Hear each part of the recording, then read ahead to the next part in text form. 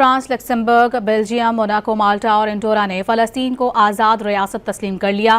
2 روز میں 10 مغربی ممالک نے فلسطین کو ریاست تسلیم کیا، جس کے بعد فلسطینی ریاست تسلیم کرنے والے ممالک کی مجموعی تعداد 154 ہو گئی۔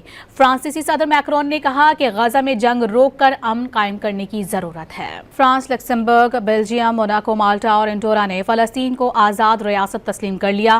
2 روز میں 10 مغربی ممالک نے فلسطین کو ریاست تسلیم کیا، جس کے بعد فلسطینی ریاست تسلیم کرنے والے ممالک کی مجموعی تعداد 154 ہو گئی۔